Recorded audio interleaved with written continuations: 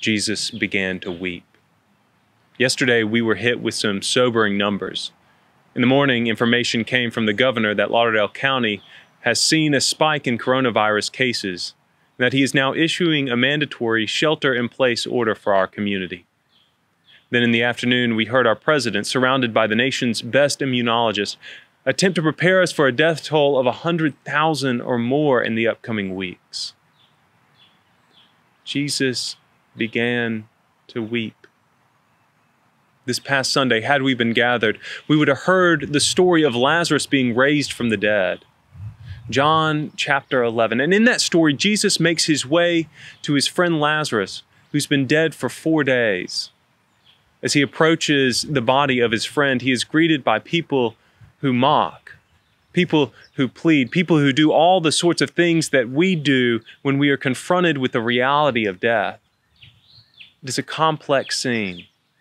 And that is precisely when in our gospel it says, Jesus begins to weep. Now we don't know why he wept. Did he weep because he lost his friend? Did he weep because of the grief he was seeing in others? Did he weep because of people's lack of faith? Or did he weep because he knew he could have done something to avoid this loss? I honestly don't know. And I have to say, for me, that's not what matters. It doesn't matter why he wept. To me, it matters that he wept. Sometimes we are so overcome with emotion that all we have left in us is to weep, to cry, to live in and experience the anguish as it falls all around us. Sometimes we feel so alone, so isolated, that we believe we are the only ones experiencing this great loss.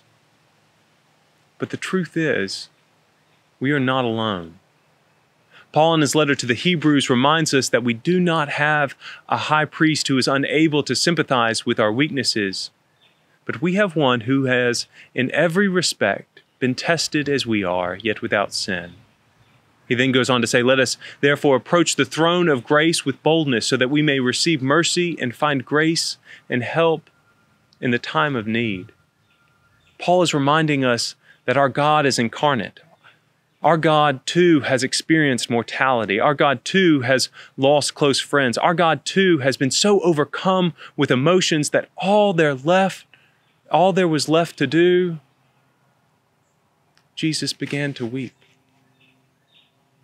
Brothers and sisters, in our sadness and loss, fears and anxieties, let us remember that God weeps with us, that God journeys with us, and that God will see us through.